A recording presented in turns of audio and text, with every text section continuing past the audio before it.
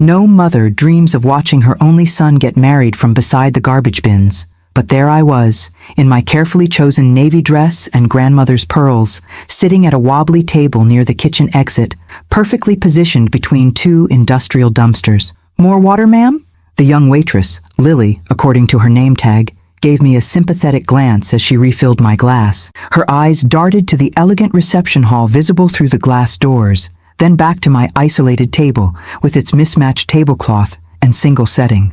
"Thank you, dear." I took a sip, grateful for her kindness. The envelope containing the house deed and car title felt heavy in my purse. For months, I'd been planning this surprise. Kevin and Vanessa's dream home in Oak Ridge Gardens, plus a new SUV to replace their struggling sedan.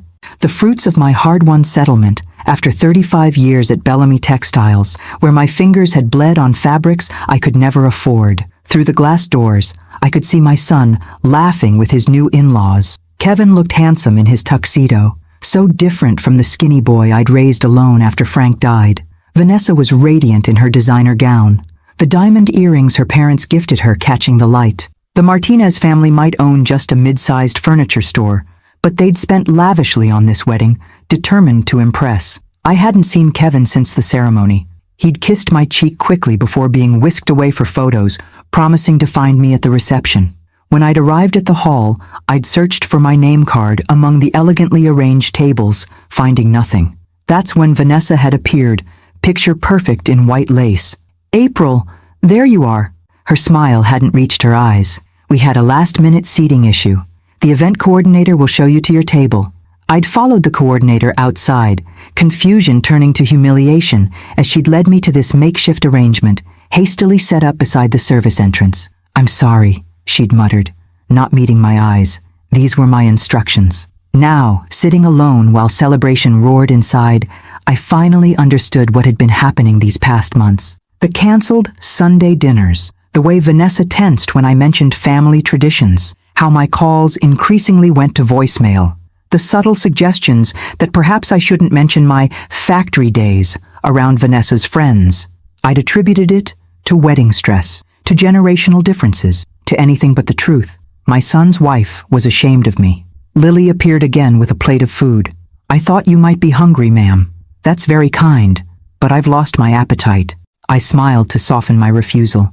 "Tell me, Lily, has my son asked about me?" Tall young man, dark hair, blue suit. Her uncomfortable expression told me everything. "No, ma'am, not that I've heard." I nodded, a strange calm settling over me. For 35 years, I'd stood at a sewing machine for 10 hours daily, breathing lint and enduring verbal abuse. I'd lived in a dangerous neighborhood because the rent was cheap, allowing me to save for Kevin's education. I'd gone without medical care, proper food, any semblance of a social life, all so my boy could have better. And now, I was literally seated with the garbage. The revelation struck me not with anger, but with clarity. In my desperate attempt to give Kevin everything, I'd taught him I deserved nothing. I opened my purse and removed the envelope containing the key, deed, and title, symbols of the surprise I'd planned for tonight. The 3-bedroom house in the upscale neighborhood Vanessa constantly talked about, the luxury SUV she'd pointed out in magazines, my entire settlement, transformed into their dream lifestyle. For a moment, I held the envelope, feeling its weight. Then I slipped it back into my purse and stood. "Leaving so soon?" Lily asked, surprised. "Yes, would you do me a favor? If anyone asks for me..." I paused, knowing nobody would. "Please tell them I wasn't feeling well." "I will, but are you sure you don't want to say goodbye to your son?" Through the glass doors, I could see Kevin raising a champagne flute, laughing at something Carlos Martinez said. He hadn't noticed my absence. "I'm sure." I pressed a $20 bill into her hand. "Thank you for your kindness, Lily." As I walked toward the exit, Vanessa emerged from the ladies' room, freezing when she saw me. "You're leaving?" Her tone suggested relief rather than concern. "Yes, congratulations again, Vanessa." I kept my voice steady, maintaining the dignity this woman had tried to strip from me. She glanced around nervously. "Is everything okay? You seem upset." The perfect opportunity to create a scene, to demand explanations, to embarrass her as she'd embarrassed me. Instead, I simply met her gaze. "Everything is perfectly clear now." Something in my tone made her shift uncomfortably. "Kevin will be disappointed he missed saying goodbye." "Will he?" I smiled sadly. I doubt he's noticed I'm gone. Without waiting for her response, I turned and walked out into the warm evening air. The bus stop was 3 blocks away. As I walked, my pace quickened with each step, as though I were leaving behind more than just a wedding reception.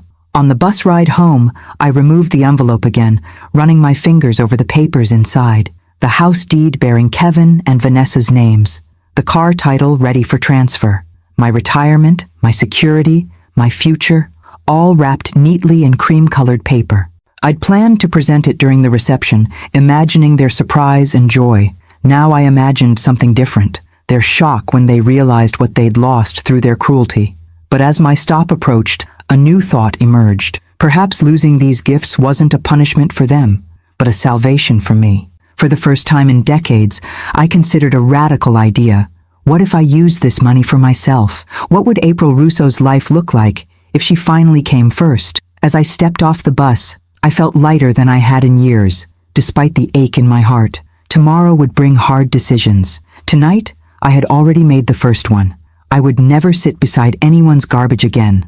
3 sharp knocks jolted me awake. Morning sunlight filtered through my thin curtains as the pounding continued, accompanied by my son's voice. "Mom? Are you in there? Mom?" I glanced at the clock. 7:38 a.m. I'd fallen asleep, still wearing my navy dress, the envelope with the house deed on my nightstand. The wedding had ended less than 12 hours ago. Smoothing my hair, I opened the door to find Kevin disheveled in yesterday's dress shirt and slacks. Behind him stood Vanessa, still in her wedding dress, mascara streaked down her face. "Jesus, Mom, we've been calling all night." Kevin pushed past me into my small apartment. "Why did you leave? Why aren't you answering your phone?" I closed the door quietly. "My phone's battery died. I'm sorry you were worried." Vanessa remained near the door, eyes darting around my modest living room with its second-hand furniture and water stains on the ceiling, a stark contrast to her parents' comfortable home. "The waitress said you weren't feeling well," Kevin continued. "Are you sick? Should we take you to the hospital?" "I'm not sick, Kevin." I moved to the kitchenette. "Would either of you like coffee?" "Coffee? Mom, we just spent our wedding night driving around looking for you. You disappeared without saying goodbye, without answering calls." "I was seated by the dumpsters," I interrupted, my voice calm as I measured coffee grounds. Outside, away from everyone. The silence that followed was deafening. Kevin's expression shifted from concern to confusion. "What are you talking about? You were supposed to be at table 7 with my friends from college." "Well, I wasn't." I turned on the coffee maker. "I was at a card table by the service entrance, between 2 garbage bins." Kevin turned to Vanessa, whose face had gone pale. "There was a mix-up with the seating," she offered weakly. "We had last-minute RSVPs and please don't lie to my face in my own home." I surprised myself with my firmness. "Not after what happened." Kevin looked between us, realization dawning. "Vanessa, did you put my mother at a table outside by the garbage?" Her silence was answer enough. Jesus Christ. He ran his hands through his hair. "Why would you do that?" Tears sprang to Vanessa's eyes. "It wasn't like that. We needed space for my dad's business partners. They're important for our future. I just thought that I wouldn't mind." I finished for her. "That I'm used to being treated like something disposable?" "No, you just decided I didn't count," I said, using her exact words from the reception. Kevin looked stricken. "She actually said that to you?" I nodded, pouring coffee into mugs, despite knowing no one would drink it. The familiar action gave me something to do with my hands. "Mom, I had no idea. I swear I thought you were inside with everyone else. I believe you." And I did. Kevin wasn't cruel, just oblivious and conflict avoidant. "But you didn't look for me until it was time to leave, did you?" His silence confirmed my suspicion. "Why didn't you make a scene?" Vanessa asked suddenly. "Why just leave?" I studied her tear-stained face, beautiful even in distress. "Would you have preferred that? A showdown by the dumpsters?" "Of course not, but I chose to leave with my dignity intact, something you didn't think I deserved in the first place." I took a deep breath. "Which brings me to this." I retrieved the envelope from my bedroom and placed it on the coffee table. "What's that?" Kevin asked. "Open it." With hesitant fingers, he removed the contents. The deed to the house in Oak Ridge Gardens, the title to the BMW X5, photos of both, and a card I'd written expressing my love and pride. Understanding dawned on his face. "Mom, Vanessa snatched the papers, her eyes widening as she scanned the address. This is in Oak Ridge, the new development with the walking trails and community pool? Yes, 3 bedrooms, 2.5 baths, granite countertops, hardwood floors, everything you've been talking about for the past year. And this car? Her voice caught as she stared at the photo of the white SUV parked in the house's driveway. This is exactly what I wanted. I know. I listen when you talk. Kevin looked up, his face pale. This must have cost your entire settlement. Most of it, I confirmed. I was going to surprise you both last night at the reception. The silence that followed was thick with understanding. These weren't just papers. They were keys to the life Vanessa had been desperately chasing. The life she'd deemed me too embarrassing to be part of. We can still make this work, Vanessa said finally, clutching the papers. It was a misunderstanding. We're family. No, I kept my voice gentle but firm. These papers are still in my name. Nothing has been transferred yet. What are you saying? Kevin asked, though his expression told me he already knew. I'm saying I won't be giving you this house or this car. Vanessa's face crumpled. Because of one mistake? One stupid seating chart? It wasn't the seating chart, Vanessa. It was the intent behind it. And it wasn't one mistake. It was months of small cruelties building to that moment. I turned to my son. Kevin, when was the last time you stood up for me when Vanessa made a dismissive comment? When she changed plans to exclude me? When she suggested I not mention my factory days to her friends? He had no answer. I worked 35 years at Bellamy's. I stood 10 hours a day at that sewing machine so you could go to college, so you wouldn't have to struggle like I did. I endured a lawsuit that dragged on for years after they fired me for reporting safety violations. And when I finally won, my first thought wasn't a vacation or secure retirement. It was giving you two a dream home. I reclaimed the papers gently but firmly from Vanessa's hands. But I realize now that would be a mistake. Not because I don't love you, but because I do. You need to build your own life together, on your own terms, and I need to finally live mine. So that's it? Tears streamed down Vanessa's face, but they seemed more for the lost house than our relationship. You're punishing us forever? This isn't punishment. It's a boundary, and possibly the healthiest thing I've done in decades. Kevin stood, shoulders slumped. We should go. Come on, Vanessa. At the door, he turned back. I'm sorry, Mom. I really am. I know, sweetheart. Despite everything, I meant it. I still love you. That hasn't changed. After they left, I sat in my quiet apartment, clutching the envelope of possibilities. For the first time in my adult life, I asked myself a revolutionary question. What does April want? The days after the wedding blurred together in a parade of phone calls, unexpected visits, and increasingly desperate attempts to change my mind. Kevin came alone first, bringing my favorite lemon tarts and wearing the earnest expression that had gotten him out of trouble since childhood. I've talked to Vanessa, he said, sitting awkwardly on my worn sofa. She's truly sorry, Mom. She was stressed about the wedding, trying to impress her parents' friends. And that justified putting me by the garbage? I set his untouched coffee on the side table. He winced. Of course not. It was horrible, unforgivable. Yet here you are, asking me to forgive it. Not just forgive, understand. He leaned forward. We've put down a deposit on an apartment, but it's tiny and in a bad neighborhood, with both our student loans. So this is about the house, not reconciliation. His silence told me everything. 2 days later, Vanessa arrived with her mother, Teresa Martinez. They brought an orchid in a ceramic pot and practiced apologies. April, we're truly mortified by this misunderstanding, Teresa said, perched on my sofa like she feared catching something. Vanessa has always been high-strung during stressful situations. The wedding was overwhelming for everyone. It wasn't a misunderstanding, I corrected gently. Vanessa made a deliberate choice. Vanessa dabbed at dry eyes with a tissue. I've apologized, April. I don't know what more you want from me. What I wanted was sincerity, but I didn't say that. The kids are just starting out, Teresa continued. This house would give them such a foundation. In time, I'm sure any hurt feelings... This isn't about hurt feelings, I interrupted. It's about respect. Of course we respect you, Vanessa insisted, but her eyes kept drifting to the envelope visible on my bookshelf. After they left, I opened my laptop and searched cruise vacations for solo travelers, something I'd never dared to do before. The The most creative attempt came a week later when Carlos Martinez arrived with his pastor in tow. They spoke of Christian forgiveness, family unity, and the biblical mandate to honor marriage. The irony of lecturing me on family values while defending my exclusion wasn't lost on me. The young couple needs support in their early years, Pastor Reynolds explained kindly. Your gift could be the foundation of a multi-generational blessing.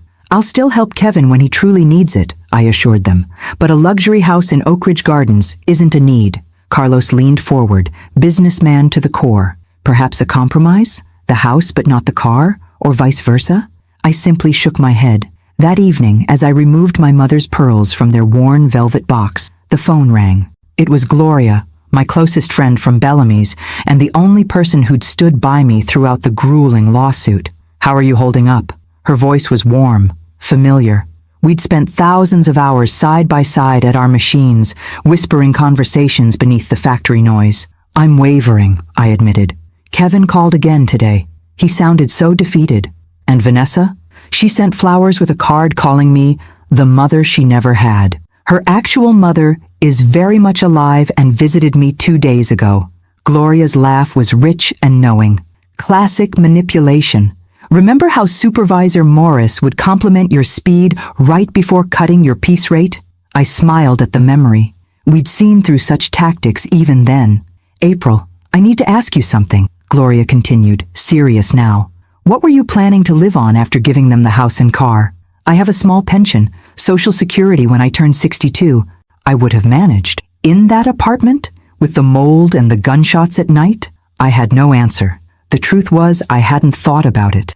Decades of putting Kevin first had become so automatic that my own needs barely registered. You know what I did with my settlement? Gloria asked. I bought myself that little house near my daughter. Not for her, for me. I got the knee replacements I've needed for 10 years. And next month, I'm taking my grandkids to Disney World. That sounds wonderful. It is. And you know what else? My daughter respects me more now that I'm not constantly sacrificing everything. The grandkids see a grandmother who values herself. It's healthier for everyone. After we hung up, I sat at my small kitchen table and spread out the house photos, car brochure, and a notepad. On a whim, I began listing all the things I'd ever wanted to do, but never had. See the ocean from a cruise ship, visit the Grand Canyon, learn to swim properly. Take a photography class, own a reliable car, live somewhere without bars on the windows. Simple dreams, modest compared to a house in Oak Ridge Gardens. Yet they seemed impossibly indulgent for a woman who'd bought her clothes at thrift stores so her son could have new ones. The next morning, I called a real estate agent. I'd like to sell a property, I told the surprised woman when she learned I hadn't yet taken possession. And I'm also looking to buy something for myself. 2 days later, Lisa Yang showed me a small, 2-bedroom condo in Riverside Park, a safe, pleasant neighborhood with tree-lined streets and a community garden. It's within your budget, with enough left over for investments and that cruise you mentioned, she explained, opening curtains to reveal a small balcony. The association fees include all exterior maintenance, and there's a security system. I walked through the sunny rooms, trying to imagine myself living there. No water stains, no sounds of arguments through paper-thin walls, no need to avoid certain streets after dark. What do you think? Lisa asked. It's lovely, but... I hesitated. But what? It feels selfish. My son and his wife are living in a cramped apartment, while I'd have a guest bedroom and balcony. Lisa gave me a measured look. May I speak frankly, Ms. Russo? I nodded. You worked 35 years in difficult conditions. You raised a son alone. You fought a corporate giant and won. When exactly do you get to enjoy the fruits of your labor? Her question hung in the air as I ran my fingers over the smooth countertop, admiring the way sunlight played across the hardwood floors. I'll take it, I said finally, a strange lightness spreading through my chest. I'll take it for me. That evening, Kevin called again. Before he could launch into his latest appeal, I shared my news. I've bought a condo, Kevin, and I'm taking a cruise in September. The silence that followed spoke volumes. So it's really final, he said eventually. You're actually selling the Oak Ridge house. I'm selling a house I never moved into. There's a difference. After we hung up, I looked around my shabby apartment, at the water-stained ceiling, the second-hand furniture, the barred windows, and felt something unexpected.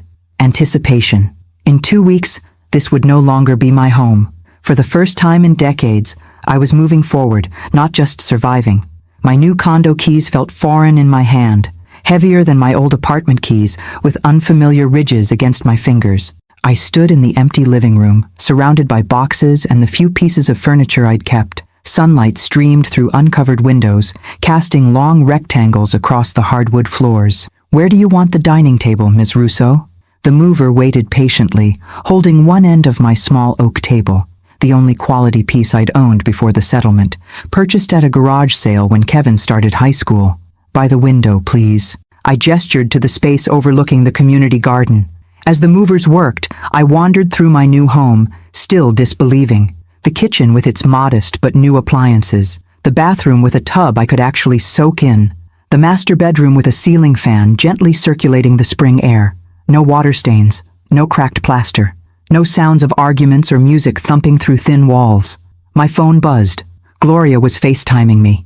"Let me see it," she demanded, her face filling the screen. "Give me the tour." I flipped the camera and walked her through each room, her excited commentary making me see the space through new eyes. "That kitchen, those counters, and look at all that closet space. It's not exactly a mansion," I laughed. "It's perfect. It's yours. That's what matters." Her voice softened. "I'm so proud of you, April." After the movers left, I sat on my new sofa, also new, my first brand new furniture purchase ever, and opened my laptop. The cruise was booked for September, but that was still months away. I scrolled through a community college website, lingering on their continuing education courses. "Digital photography for beginners," I read aloud. The class met twice weekly in the evenings. On impulse, I registered and paid the $120 fee without a second thought. Another small act of revolution. The doorbell interrupted my browsing. Through the peephole, another novelty, security I'd never had, I saw Vanessa standing alone, looking uncharacteristically subdued in jeans and a simple blouse. I hesitated before opening the door. "Hi, April." Her eyes widened slightly as she took in the condo. "Your new place looks nice." "Thank you. How did you find me?" "Kevin got the address from the real estate agent." She shifted uncomfortably. "Can I come in?" I stepped aside, watching as she surveyed my new home. Her expression was difficult to read, something between surprise and disappointment. "So this is where you're living now." She walked to the window overlooking the garden. "It's cozy. It suits me." I remained standing, making no offer of refreshments. "What brings you here, Vanessa?" She turned, clutching her purse strap. "I wanted to see you, to clear the air." "I see. The Oak Ridge house sold already," she said abruptly. "The agent told Kevin yesterday." "Yes, the market is strong right now. We drove by it last night." Her voice caught slightly. "The master bathroom has a jacuzzi tub. And that kitchen island," she shook her head. "It was everything I wanted." I waited, sensing there was more. "I keep thinking about that day," she continued. "If I hadn't put you at that table, if I'd just—" She stopped, seeming to gather herself. "I've never made a mistake that cost me so much." There it was, the heart of her visit. Not reconciliation, but regret over the material loss.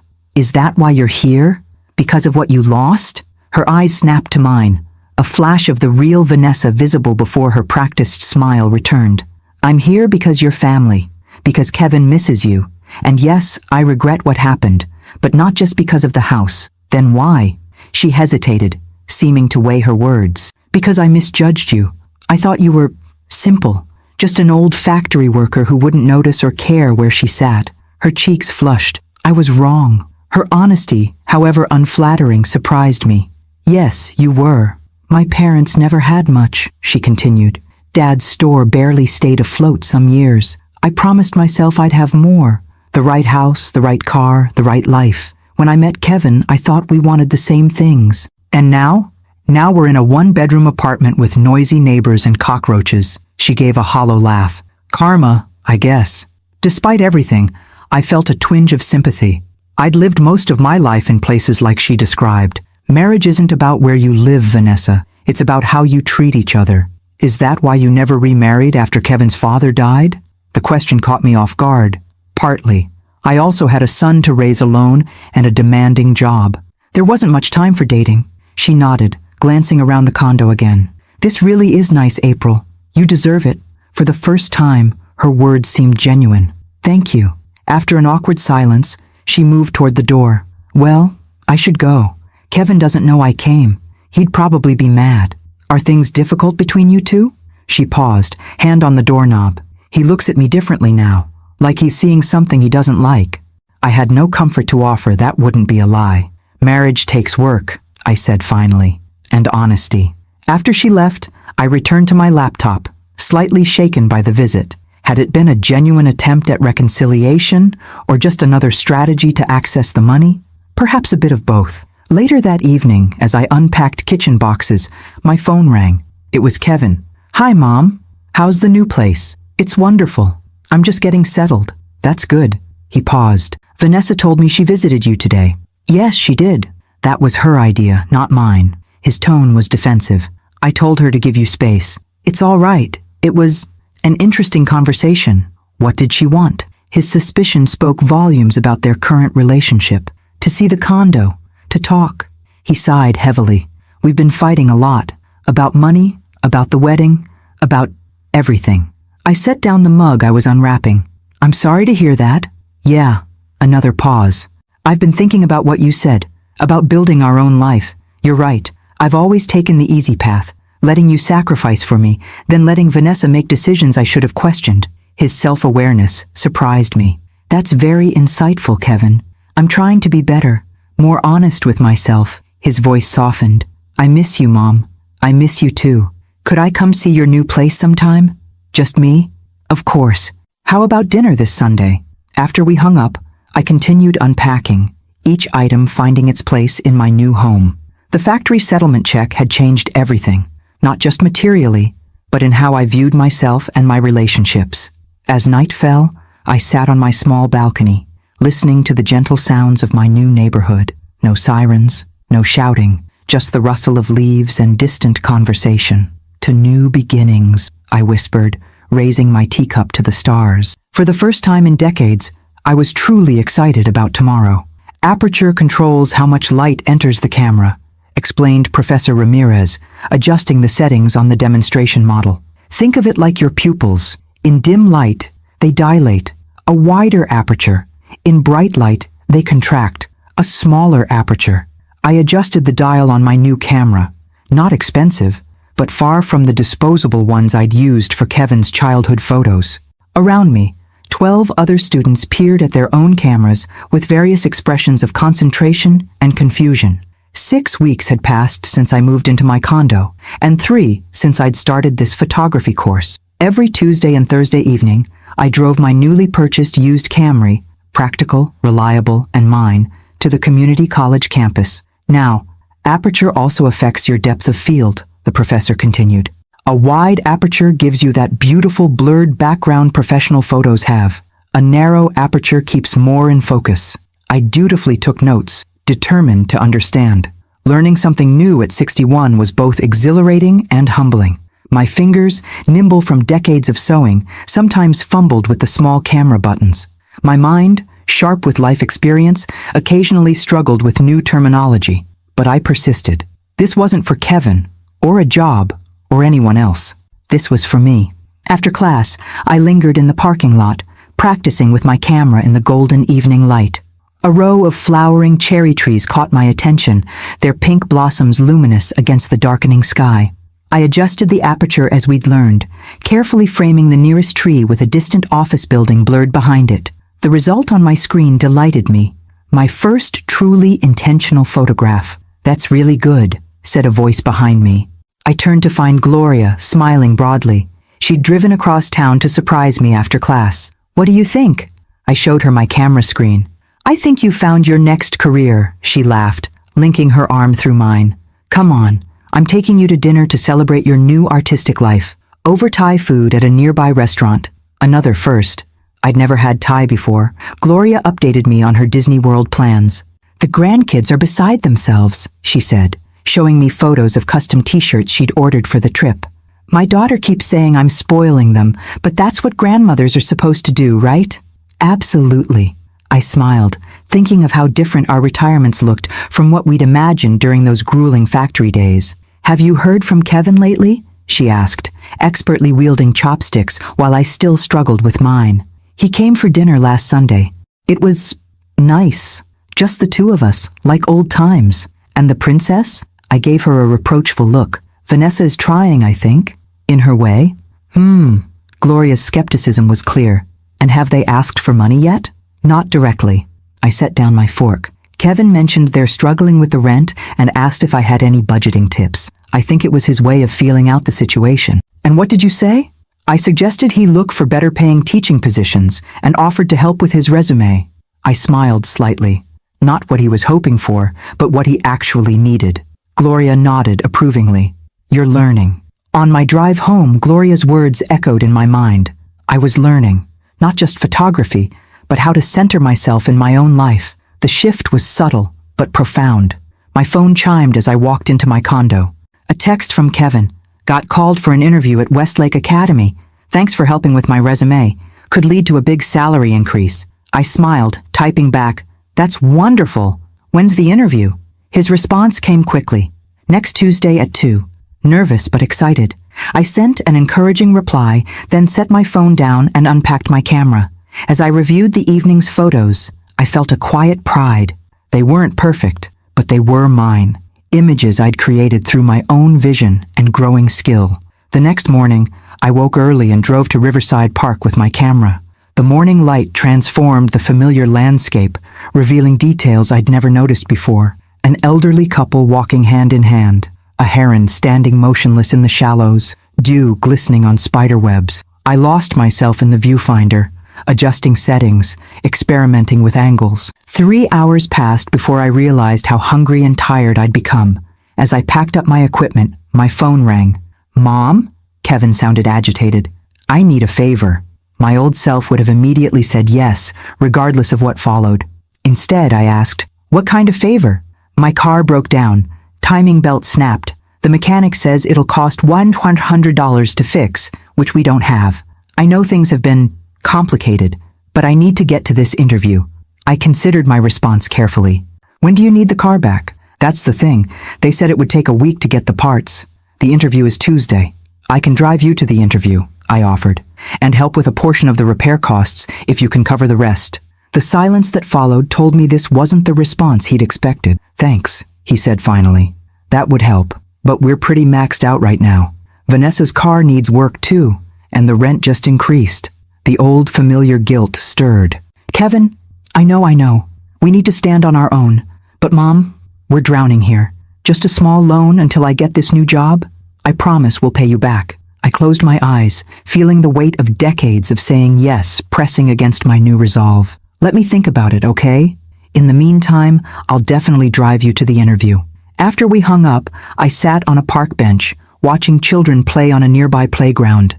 Their mothers chatted nearby, young women with their lives ahead of them, making their own choices and mistakes. Had I robbed Kevin of important lessons by always making things too easy? Had my constant sacrifices taught him to expect rescue rather than develop resilience? That evening, I spread my finances on the kitchen table. The condo had cost less than the Oak Ridge house, leaving me with a comfortable cushion after the cruise and car purchase. I could afford to help Kevin. The question was whether I should. I picked up a framed photo from my end table.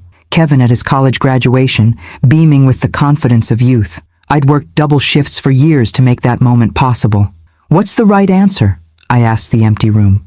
The next day I called my bank and arranged a transfer to Kevin's account, enough to cover half the car repair, but not the full amount. Then I texted him, check your account. This is a one-time help.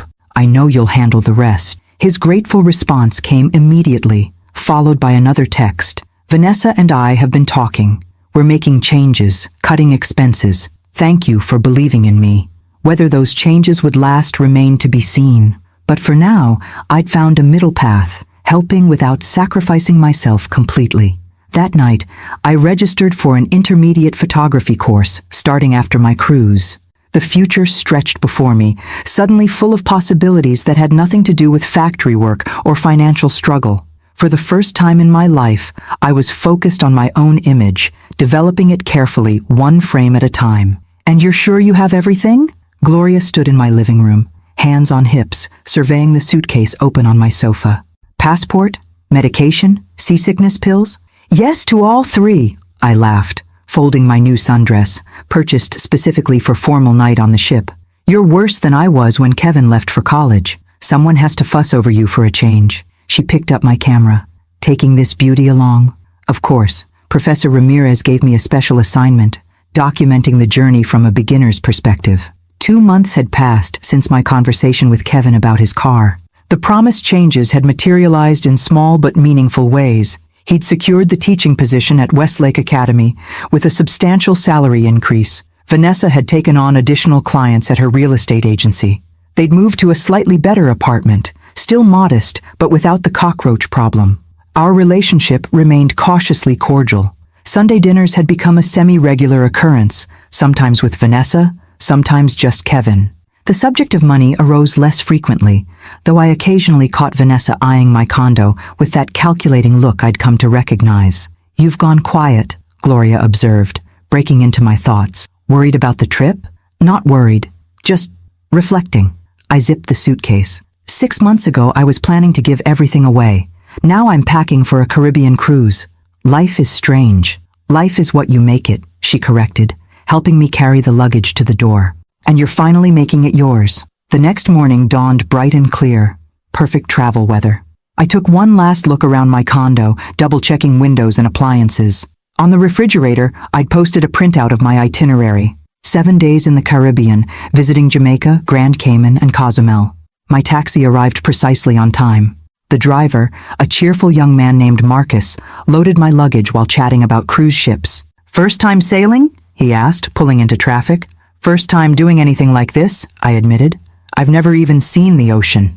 His eyes widened in the rearview mirror. "Never? Oh, you're in for something special." During the hour-long drive to the port, I gazed out the window, watching the landscape change from city to suburbs to coastal highway. When we finally crested a hill, and the vast expanse of water appeared, I gasped involuntarily. "There it is," Marcus said, smiling at my reaction.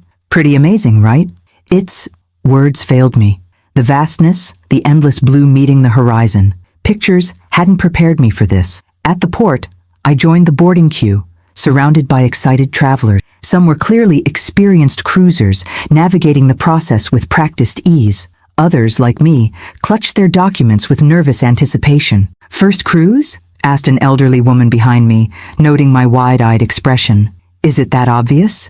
She laughed warmly. "We all had a first time. I'm Margaret, by the way. This is my 12th cruise, but I still get butterflies." "April," I replied, grateful for the friendly face. "Any advice for a complete novice?" "Explore every inch of the ship. Try something new every day.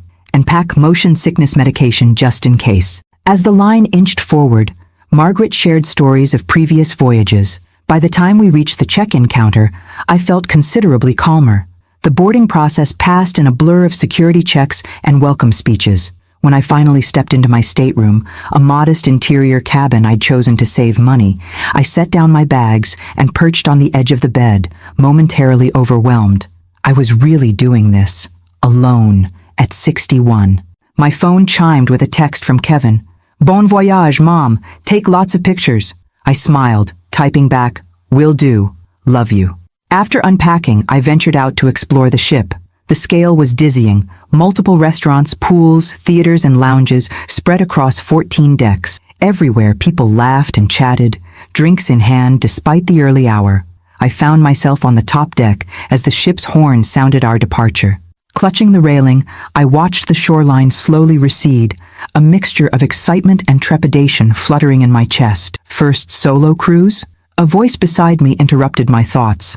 I turned to find a tall, silver-haired man in his 60s, his weathered face creased in a friendly smile. "First cruise ever, actually," I replied. "Is it that obvious? You have that look of wonder." He extended his hand. "Robert Collins, retired high school principal from Michigan." "April Russo, retired factory worker from Ohio." We shook hands, his grip firm and warm. "Factory worker, huh? What kind of factory?" "Textiles. I was a seamstress at Bellamy's for 35 years. His eyebrows rose. "Bellamy's. Weren't they in the news a few years back? Big lawsuit over working conditions?" "Yes," I said, surprised he remembered. "I was part of that lawsuit, actually." "Good for you." His approval seemed genuine. Standing up to corporate giants takes courage. As the coastline disappeared into the distance, Robert and I fell into easy conversation. He was a widower of 5 years, traveling regularly since retirement. I shared edited highlights of my own story, the factory years, raising Kevin alone, my recent life changes. So this cruise is a first step in your new life, he summarized. A symbolic journey. I hadn't thought of it that way, but yes, I suppose it is. The ship's movement beneath us changed as we entered open water, a gentle rolling that took some adjustment. Care to join me for dinner?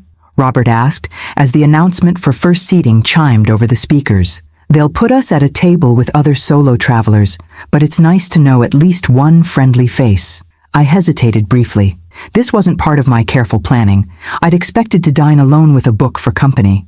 But something about Robert's straightforward manner put me at ease. I'd like that, I decided. Thank you. Dinner exceeded every expectation. Our table included Margaret from the boarding line, a retired nurse named Daniel, and sisters Judith and Eleanor celebrating their 70th birthdays. The conversation flowed as easily as the wine, covering travel stories, grandchildren, and retirement adventures. When I mentioned my photography class, Robert's interest piqued. I'm something of an amateur photographer myself. Perhaps we could explore some of the ports together. I know the best spots for photos in Grand Cayman. The offer hung in the air, weighted with possibility. This wasn't just about photography, and we both knew it. I'd like that, I said finally. Later, standing on my stateroom balcony, Margaret had insisted on upgrading me. You can't see the ocean from an interior cabin. I watched moonlight ripple across endless waves. My phone had no signal this far from shore, a strange but liberating disconnection. For the first time in decades, no one could reach me with their needs or emergencies. I was truly, completely on my own, surrounded by nothing but possibilities. The realization wasn't frightening as I'd expected. Instead, it felt like drawing a deep breath after years of shallow ones. I took out my camera, attempting to capture the moonlight on water. The image on the screen couldn't convey the vastness, the feeling of standing at the edge of something infinite. But that was okay. Some experiences weren't meant to be captured, only lived. Hold still, Robert instructed, adjusting my stance slightly. Now frame the ruins against the sky, just like that. I squinted through my viewfinder at the ancient Mayan structure rising from the Cozumel landscape. The Caribbean sun beat down mercilessly, but I barely noticed, absorbed in capturing the perfect shot. How's this? I showed him the image on my camera screen. Beautiful composition, he nodded approvingly. You've got a natural eye, April. 4 days into the cruise, Robert and I had fallen into an easy companionship. In Jamaica, he'd guided me to a secluded waterfall away from the tourist crowds. In Grand Cayman, we'd snorkeled in crystal waters, another first for me, accomplished with much nervous laughter. Now in Cozumel, we explored Mayan ruins together, our cameras documenting every discovery. Hard to believe this is our last port, I said, wiping perspiration from my forehead. Tomorrow we're at sea, then back to reality. Reality. Robert tested the word like an unfamiliar flavor. You know, I spent 40 years in education, believing retirement would be the epilogue of my life. Turns out, it's more like a whole new book. I nodded, understanding completely. I'm still figuring out what my new chapters look like. Well, your photography could certainly be one of them. He gestured toward my camera. You've captured things I've walked past a dozen times without noticing. His compliment warmed me more than the Mexican sun. Throughout my life, I'd been valued primarily for what I could do for others. Sew garments, raise my son, provide financial support. Being appreciated simply for how I saw the world felt revolutionary. Let's get out of this heat, Robert suggested. There's a little cafe near the port with the best horchata you've ever tasted. In the cafe's blessed air conditioning, we reviewed our photos while sipping sweet, cinnamony drinks. Robert's were technically superior, his years of experience evident in every perfectly exposed image, but mine had something different, an untrained freshness that captured feeling over technical perfection.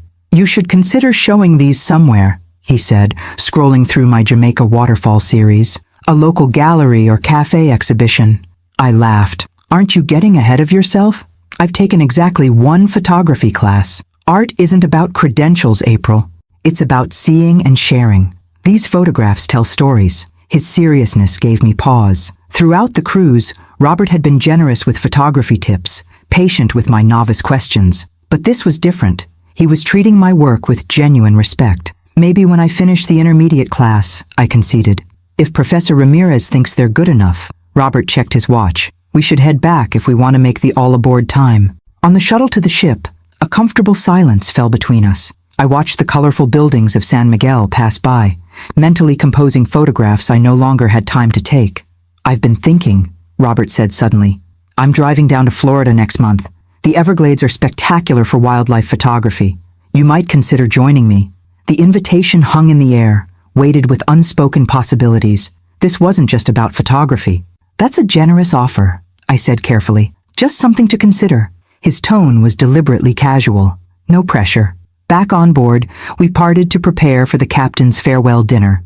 In my stateroom, I studied my reflection in the bathroom mirror. The woman looking back at me had changed subtly but significantly over the week. Her skin sun-kissed, her eyes brighter, her smile coming more readily. I put on the navy dress I'd worn to Kevin's wedding, now paired with a colorful scarf purchased in Jamaica. The combination transformed both the dress and how I felt wearing it. At dinner, our table companions had become something like friends. Margaret regaled us with plans for her next cruise. Daniel shared photos of his grandchildren back home. The birthday sisters debated their next adventure. Alaska, declared Judith firmly. I want to see the northern lights before I die. Too cold, countered Eleanor. I vote for Greece. Why not both? I suggested, surprising myself with my boldness. Robert smiled at me across the table, a private acknowledgement of how far I'd come from the hesitant woman who'd boarded the ship a week ago. After dinner, we strolled the promenade deck, watching stars emerge above the dark water. The ship's movements had become familiar, almost comforting. Will you miss this? Robert asked. Everything, I admitted. The freedom, the discovery, even the tiny shower in my stateroom. He laughed. The cruising bug bites hard. Fair warning. One trip is never enough. We reached a quiet section of the deck, pausing at the railing. Below us, the ship's wake created luminous patterns in the dark water. April, Robert began, his tone more serious. I've enjoyed our time together immensely. So have I. I don't want to presume, but... He hesitated, suddenly less assured than the confident guide who'd shepherded me through 3 countries. I'd like to stay in touch after tomorrow. The request was modest, carefully phrased to give me every opportunity to decline gracefully. I'd like that too, I said simply. Relief softened his features. Good. That's good. The ship's horn sounded, marking the hour. Around us, other passengers began drifting toward the theater for the final show. We should probably join them, I suggested, though part of me preferred to remain in this moment. Probably, he agreed, making no move to leave. Instead, with a gentleness that nearly undid me, he took my hand. His palm was warm against mine, slightly calloused from camera equipment and years of living. When I didn't pull away, he interlaced our fingers, the gesture both innocent and profoundly intimate. We stood that way for several minutes, watching the ocean slide past, connected by this simple touch that somehow contained worlds of possibility. The disembarkation process the next morning was chaotic and bittersweet. Robert helped me navigate the customs lines, carrying my heavier bag despite my protests. My mother raised me better than to let a lady struggle with luggage, he insisted with mock solemnity. This lady managed factory equipment for decades, I countered. I'm stronger than I look. Of that, April Russo, I have absolutely no doubt. In the terminal, surrounded by passengers searching for transportation, we faced the awkward moment of parting. So, he began. So, I echoed. I'll call you when I get home? Maybe we can talk more about that Everglades trip? I'd like that. He hesitated, then leaned forward to kiss my cheek, a gesture both old-fashioned and deeply touching. Safe travels, April. You too, Robert. As my taxi pulled away, I watched his figure grow smaller in the rear window. Something expanded in my chest, not the pain of separation, but a curious lightness. Whatever happened next between us was unwritten, full of possibility rather than obligation. My phone buzzed as it reconnected to cellular service. Texts from Kevin, Gloria, even Vanessa filled the screen. Questions about the trip, updates on their lives, reminders of the world waiting for me. But for the first time, that world felt less like a wait and more like a choice, a place I was returning to on my own terms, carrying new perspectives and possibilities with me. The ocean had changed me, just as Margaret had predicted that first day. I was still April Russo, still a mother, still an ex-factory worker, but I was also becoming someone new. A photographer, a traveler, possibly even a woman who held hands with silver-haired former principals under starlit skies. My condo felt simultaneously familiar and strange after a week at sea, like a beloved sweater that no longer quite fits. I wandered from room to room, reacquainting myself with the space I'd been so proud to purchase. The silence felt oppressive after days of constant ocean sounds and shipboard activity. The blinking light on my answering machine showed 3 messages. I pressed play while unpacking. April, it's Gloria. Call me the minute you get back. I want every detail, especially about that photography buddy you mentioned in your texts. I smiled, sorting laundry into piles. The second message was from Kevin. Hey Mom, hope you had an amazing trip. Vanessa and I would love to take you to dinner this weekend to hear all about it. We have some news to share too. Call me when you can. The third made me freeze. Mrs. Russo, this is Patricia Winters from Bellamy Textiles Legal Department. We're reaching out to all settlement recipients regarding a follow-up matter. Please call our office at your earliest convenience. Bellamy's? After all this time? The lawsuit had been settled over 8 months ago, the company's appeals exhausted, the payments distributed. What possible follow-up could there be? I pushed the concern aside temporarily, focusing on unpacking and laundry. My phone chimed with a text from Robert. Made it home safely. Missing the ocean and my photography companion already. Call when you're settled? Warmth spread through my chest as I typed back, just unpacking. We'll call tonight. I called Gloria first, enduring her good-natured interrogation about Robert with as much dignity as possible. So you spent 3 days exploring ports with him, had dinner together every night, and he kissed you goodbye? She summarized, barely containing her excitement. On the cheek, Gloria. It was hardly passionate. At our age, a kiss on the cheek is passionate, she laughed. Is he handsome? I considered the question. Robert wasn't conventionally handsome, his nose slightly too large, his hair thinning on top, but his eyes crinkled warmly when he smiled, and he carried himself with quiet confidence. He's distinguished, I settled on. Distinguished, Gloria repeated, clearly amused. And he's invited you to Florida? For photography, I emphasized. The Everglades have incredible wildlife. And I'm sure that's the only wildlife he's interested in. Gloria! I felt my cheeks warm despite being alone in my apartment. After promising to show her my cruise photos soon, I called Kevin. Mom, welcome back. His enthusiasm seemed genuine. How was it? Wonderful. Better than I imagined. I have so many stories and photographs to share. Great. Can we do dinner Saturday? Vanessa's parents are coming too. We have some big news. A flutter of anxiety disrupted my post-vacation calm. Big news? Nothing bad, he assured me quickly.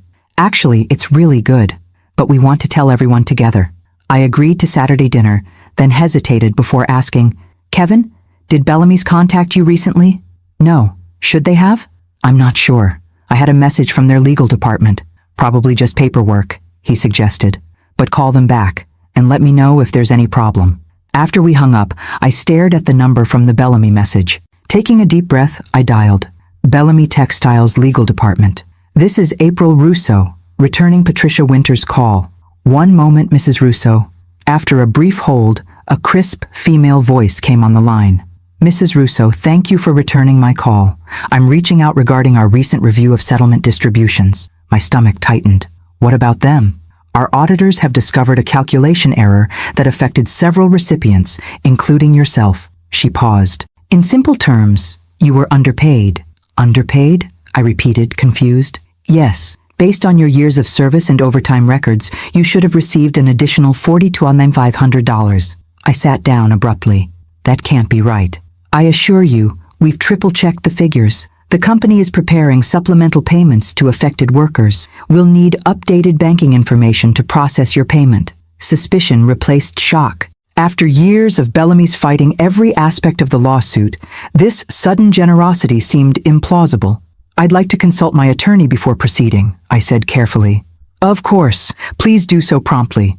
There's a deadline for processing these adjustments. After hanging up, I immediately called Martin Goldberg, the lawyer who'd represented us in the class action.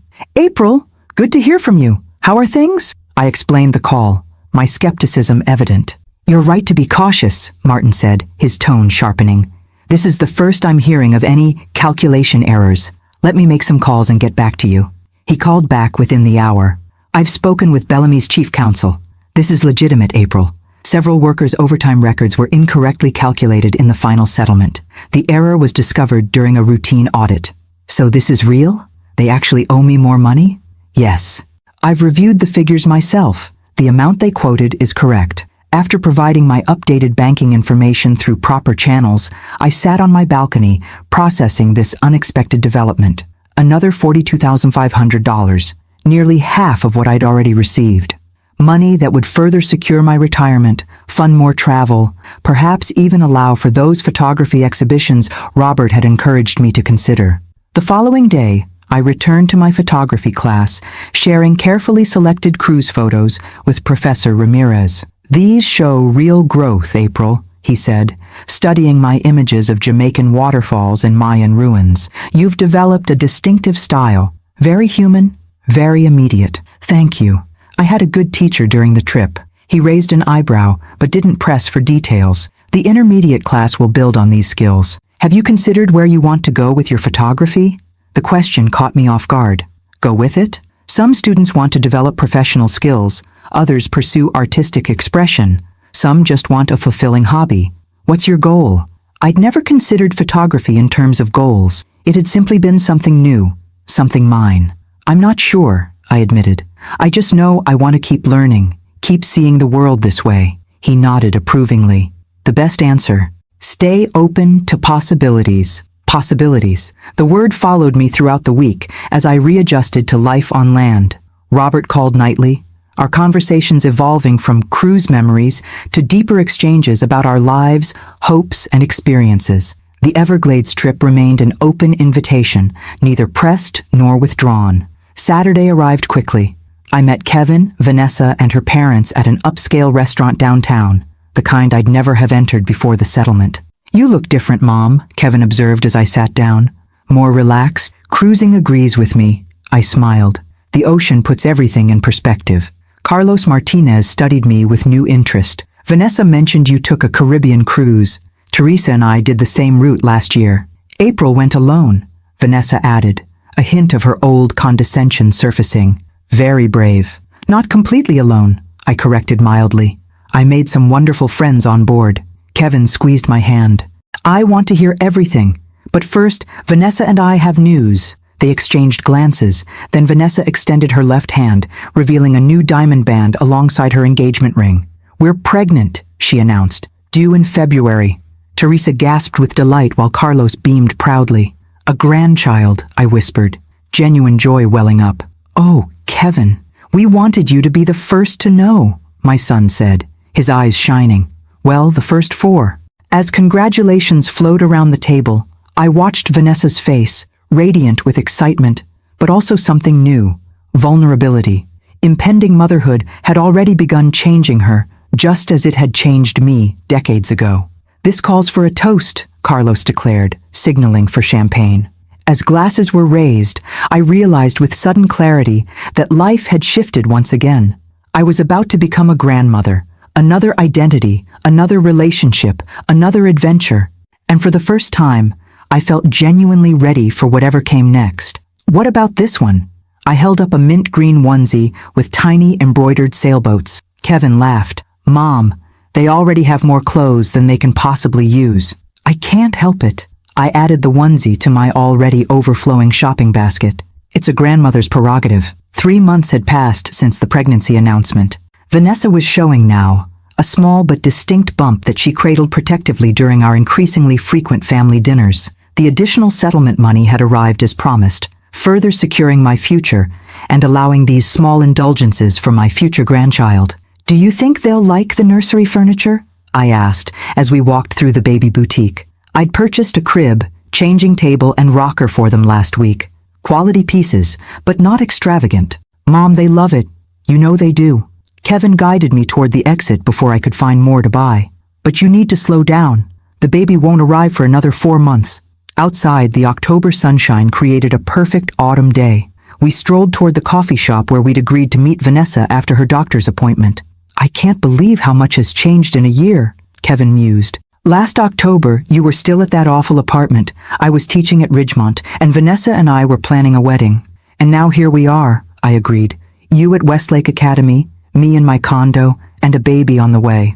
Plus your cruise adventures, photography classes, and mysterious phone calls with a certain Robert. He gave me a teasing smile. Mom, are you dating? I felt my cheeks warm.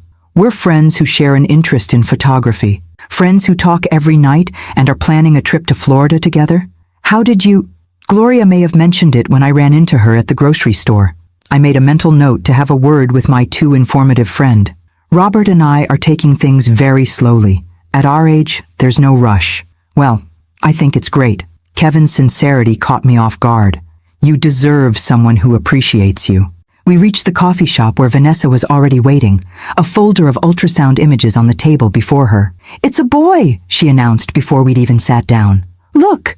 She pushed the ultrasound images toward us. I examined them carefully, pretending I could make out more than vague shadows. A grandson, I whispered, unexpected emotion tightening my throat. We were thinking of naming him Thomas, Kevin said quietly. After Dad. Tears sprang to my eyes. Your father would have loved that. Vanessa reached across the table to take my hand, a gesture so unexpected I nearly pulled back in surprise. We have something else to discuss, she said, exchanging glances with Kevin. About living arrangements. I tensed automatically, expecting another financial appeal.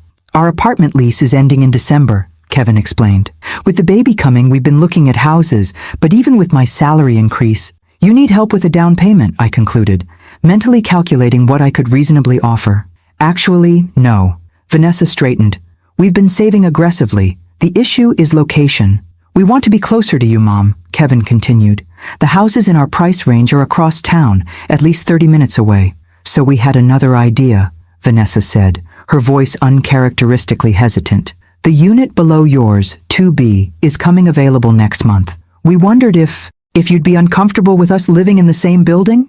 I blinked, processing this unexpected request. You want to live in my building? Only if you're completely comfortable with it, Kevin hurried to add. We don't want to intrude on your independence. But it would let you be close to your grandson, Vanessa said softly. And frankly, we could use the help once he arrives. I studied Vanessa's face, searching for the calculating woman who'd seated me by the dumpsters. Instead, I found someone different, still proud, still ambitious, but somehow humbled by impending motherhood. I think that would be wonderful, I said finally, for all of us. The relief on their faces was palpable. The condo isn't as spacious as the Oak Ridge house would have been, Vanessa acknowledged with surprising candor, but it's well maintained, in a safe neighborhood, and she smiled slightly. The neighbors are excellent. Later that evening, as I sorted through my latest batch of photographs, Robert called. You sound happy, he observed after I recounted the day's events. I am. It's strange. A year ago, I would have seen them wanting to move close by as another way to use me. Now it feels like reconnection. People change, Robert said thoughtfully. You most dramatically of all. Me? How so? The woman I met on that cruise, hesitant, just beginning to claim her own life, she's evolved into someone who sets boundaries, pursues passions, and makes decisions based on her own needs, not just others. His perception startled me. I hadn't thought of it that way. Speaking of pursuits, he continued, I've finalized plans for the Everglades trip. 2 weeks in November, staying at a small lodge that caters to photographers. If you're still interested, my calendar already showed the dates blocked off. A leap of faith I'd made weeks ago. I'm definitely still interested. Excellent. His smile was audible through the phone. And April? I've been meaning to ask. After Florida, would you consider meeting my daughter and her family? They live in Atlanta. We could stop there on our way back north. The question hung in the air, weighted with significance. Meeting family was a step beyond friendship, beyond photography companionship. I'd like that very much, I said softly. After we hung up, I returned to my photographs. The latest series captured autumn in Riverside Park, golden leaves, children playing, elderly couples on benches. I'd begun submitting select images to local exhibits, even selling a few prints at the community art fair. Professor Ramirez had encouraged me to develop a portfolio website, something I was exploring with both excitement and trepidation. Your perspective is unique, he'd insisted. You see beauty in ordinary moments others miss. My phone chimed with a text from Gloria. Dinner tomorrow? Need to hear about Everglades plans and grandbaby news. I smiled, typing back a quick confirmation. My once empty social calendar now required actual management, photography classes, exhibits, dinners with Gloria, Sunday family meals, volunteer shifts at the community garden, and soon a trip to Florida with Robert. The following morning, I woke early and drove to Riverside Park with my camera. The rising sun painted the autumn landscape in golden light, creating the perfect conditions for photography. As I adjusted my settings, capturing the interplay of light and shadow, a young woman approached, watching curiously. "Those are beautiful," she commented, gesturing toward my camera screen. "The way you caught the light? Thank you." I smiled, unexpectedly pleased by the compliment. "I've been wanting to try photography," she continued hesitantly, "but I wouldn't know where to begin." I remembered standing on the ship's deck that first day, overwhelmed by the vastness of the ocean, uncertain of my footing on the shifting deck. "Community college," I said decisively. "They have excellent beginner classes. That's where I started. Just last year." Her eyebrows rose. "Really? You seem so confident." "I'm still learning," I admitted. "But that's the joy of it. There's always something new to discover, no matter when you begin." She thanked me and continued her morning jog. I watched her go, struck by the symmetry of the moment, how quickly we move from student to guide, from seeker to sharer. Turning back to the landscape before me, I raised my camera once more, focusing not on what was lost or left behind, but on what waited to be discovered. Each photograph, each day, each choice was another step on this unexpected journey, one that had begun beside wedding reception dumpsters and now stretched toward horizons I was only beginning to imagine. "You're sure you packed enough insect repellent?" Kevin hovered near my suitcase, concern etching his features. "The Everglades are notorious for mosquitoes. I have 3 different kinds, plus long-sleeved shirts and pants." I folded the last of my photography gear into its padded case. "I'll be fine, Kevin. This isn't my first trip, remember?" I know. He ran a hand through his hair, a gesture so like his father's it made my heart catch. "It's just, 2 weeks is a long time." I paused my packing to look at him properly. At 31, my son still carried traces of the boy I'd raised alone. The serious eyes, the slightly lopsided smile. But responsibility had matured his features, and impending fatherhood had added a new gravity. "You'll be fine too," I assured him. "The condo downstairs will be ready when I get back, and I'm only a phone call away if you need anything." "It's not that." He sat on the edge of my bed. "It's just strange. You going on adventures while I'm settling down, like we've switched roles." The observation startled me with its accuracy. For decades, I'd been the stable center of Kevin's universe while he explored and grew. Now he was establishing roots while I discovered wings. "Life has seasons," I said finally. "Mine was about stability and sacrifice for a very long time. Now it's about exploration. Yours will cycle through different phases too." He nodded thoughtfully. "Vanessa and I have been talking a lot about what kind of parents we want to be. About balance." "That's good." She admitted something yesterday. He hesitated. "She said she used to resent how close we were, you and me, that she felt like she was competing with you." I thought of the wedding, the table by the dumpsters, the calculated cruelty. That explains some things. "She was wrong in how she handled it," Kevin said quickly. "She knows that now.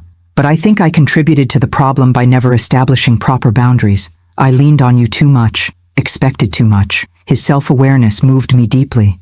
"We all did the best we could with what we knew at the time. The baby is making us rethink everything." He smiled slightly. "We want Thomas to have you in his life, fully, completely. But we also need to stand on our own feet as parents." "That sounds healthy for everyone." I zipped my suitcase closed. "And that's exactly why this trip is good timing. You two need space to prepare for parenthood. And I need, well, something that's just mine." Kevin helped carry my luggage to the door, where a taxi waited to take me to the airport. Robert would meet me in Miami for the drive to our Everglades lodge. "Have an amazing time, Mom." Kevin hugged me tightly. "Take lots of pictures of those alligators, from a safe distance." "I will. And you take care of Vanessa and my grandson. Always." As the taxi pulled away, I watched Kevin standing in my doorway, waving. For a fleeting moment, I saw him at 5 years old, waving goodbye on his first day of kindergarten, trying so hard to be brave. Now we were both being brave in new ways. The flight to Miami passed quickly, my mind occupied with anticipation rather than anxiety. When I spotted Robert waiting at the arrival gate, his familiar figure brought an unexpected flutter of happiness. "April." He enfolded me in a warm embrace. "You look wonderful." "So do you." And he did, tanned and relaxed in casual clothes, his silver hair catching the Florida sunlight streaming through airport windows. During the drive to the Everglades Lodge, we caught up on the weeks since our last phone call. I shared news of the pregnancy and Kevin and Vanessa's plans to move into my building. Robert updated me on his daughter's family and recent photography projects. "I've been thinking about your portfolio website," he said as we turned onto the narrow road leading to the lodge. "I have a friend who designs them professionally. She'd be happy to help set it up." "That's generous, but I'm not sure my work is ready for that level of exposure." "It absolutely is." His conviction was unwavering. "But no pressure, just something to consider." The lodge exceeded my expectations, a collection of rustic but comfortable cabins surrounding a main building, all nestled on the edge of the vast Everglades ecosystem. Our accommodations were separate but adjacent cabins, an arrangement that felt appropriately respectful of our still-evolving relationship. "Rest up," Robert advised as we parted for the evening. "Tomorrow, we start before dawn to catch the morning light on the water." In my cabin, I unpacked methodically, arranging camera equipment for the early start. Through the screened windows came a symphony of unfamiliar sounds, chirping insects, calling frogs, the occasional splash of water. So different from my quiet condo, yet somehow soothing in its wild rhythms. The next 2 weeks unfolded in a pattern of early mornings and late evenings, chasing the best light for photography. Robert proved an excellent guide and companion, knowledgeable without being condescending, attentive without being overwhelming. We traveled by airboat through wetlands teeming with wildlife, waded carefully in shallow waters to photograph rare birds, spent hours in silent observation, waiting for the perfect moment when light and subject aligned. "There," Robert whispered one morning, pointing to where an alligator glided silently through mist-covered water. "Wait for it." I tracked the prehistoric creature through my telephoto lens, breath held, fingers steady on the shutter button. When the rising sun broke through the cypress trees, illuminating the scene in golden light, I captured a series of images that would become my most successful to date. But the Everglades trip offered more than just photographic opportunities. In the evenings, gathered with other photographers in the lodge's common room, Robert and I shared meals, stories, and gradually, more personal confidences. "I was married for 38 years, he told me on our 5th night, as we sat on the lodge's screened porch after dinner. "Catherine was diagnosed with ALS 3 years after I retired. We'd had such plans, travel, grandchildren, growing old together." He sipped his coffee. "Instead, I became her caregiver until the end." "I'm sorry," I said softly. "That must have been incredibly difficult. The hardest thing I've ever done, but also the most important." His eyes held mine in the dim porch light. "She made me promise not to disappear into grief afterward. See the world for both of us," she said. "Is that why you travel so much?" He nodded. "Initially, yes. It was a way of honoring her. But eventually, it became something I needed for myself." He studied me thoughtfully. "What about you? After your husband died?" "Different circumstances," I said. "Frank's heart attack was sudden. No warning, no goodbye. Kevin was only 19. I had to keep functioning, keep working. No time to grieve properly. No time for anything except survival." I traced the rim of my coffee cup. Even after Kevin was grown, I just kept going in the same patterns. Work, save, sacrifice. Until the lawsuit settlement forced me to reconsider everything. "Forced you?" "In the best possible way." I smiled, remembering that pivotal moment after the wedding. It made me ask questions I'd been avoiding for decades. Like what? Like who am I when I'm not defined by what I do for others? What do I want from this one precious life? Robert's hand found mine in the darkness, his palm warm and slightly rough against my fingers. "And have you found answers?" "Some." I turned my hand to intertwine our fingers. "I'm still discovering others." On our last day in the Everglades, we visited a remote observation platform at sunset. The vast wetland stretched before us, painted in shades of gold and crimson as the sun descended. "Beautiful, isn't it?" Robert stood beside me, his camera momentarily forgotten. Beyond words. I lowered my own camera, wanting to experience the moment directly, not through a viewfinder. "April," His voice carried a new note that made me turn toward him. These 2 weeks have been significant for me. For me too. I'm not sure what happens next, he admitted. We live in different states. We have established lives, families. But I'd like to explore possibilities, if you're willing. The setting sun caught his profile, highlighting the strength in his features, the kindness in his eyes. Here was a man who understood loss, renewal, the preciousness of time, who saw me clearly and valued what he saw. I'm willing, I said simply, taking his hand once more. As darkness fell over the Everglades, we stood together in comfortable silence, watching stars emerge in the vast Florida sky. Tomorrow we would drive to Atlanta to meet his daughter's family, then return to our separate homes. The future held questions without easy answers, logistics, compromises, adjustments. But standing there in the gathering darkness, I felt no anxiety about the uncertainties ahead. Life had taught me that the most beautiful journeys rarely follow predictable paths. I thought of the long road that had brought me here, from a factory floor to a wedding reception's dumpsters to this magical wilderness, from a woman who gave everything away to one who had finally learned to claim her share of life's abundance. Whatever came next would be another chapter in this unexpected story, one I was finally writing for myself, in my own hand, one day at a time. In the golden light of possibility, that was more than enough.